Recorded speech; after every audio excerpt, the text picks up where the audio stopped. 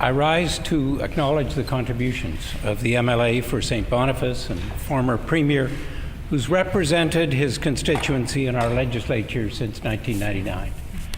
Even before he was in the legislature, the member for St. Boniface had made a name for himself, serving as city councillor for the city of Winnipeg, on the board of the St. Boniface Hospital, on the board of the St. Boniface Museum, the Community Income Tax Service Board, and as president of the Old St. Boniface Residents Association, and he'd worked as an associate professor at the Faculty of Social Work at the University of Manitoba.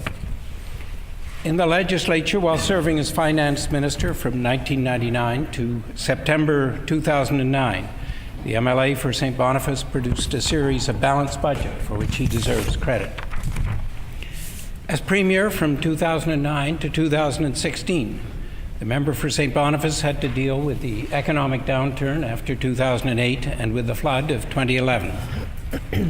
The recovery from the flood continues today, with evacuees beginning to return to communities like Lake St. Martin.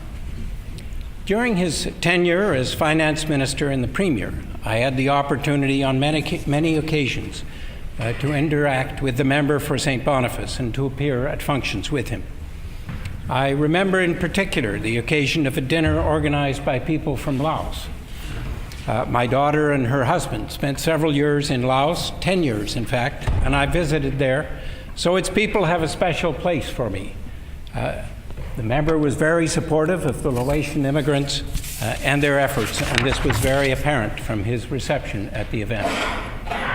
I also remember many events related to the Festival de Voyageurs. For example, I was there in 2004 when the member for St. Boniface received a blue coat in recognition of his being a member of the Order of the Capote, a signal tribute to his contribution to the Festival. And another day in Grand Rapids, when we were both guests of Ovid Mercury and the Mississippiwistic Cree Nation. The concern of the MLA for St. Boniface for people in this First Nations community was very apparent.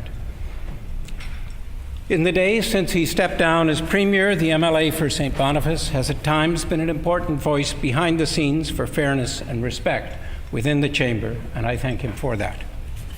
We differed in many ways, but I respect the MLA for St. Boniface for his courage in putting his name forward to serve proudly in our chamber for so many years. On behalf of my wife and my family, I also want to remember the contributions of the MLA for St. Boniface's family. In particular, his wife Claudette and son Pascal and son Eric. Politics can be a challenge for family members, and it's important that their support be recognized. In closing, I extend thanks to the member for St. Boniface for his service from my colleagues, the MLA for Burroughs and the MLA for Kiewitinock, and from our Manitoba Liberal Party leader, Dougal Dumont.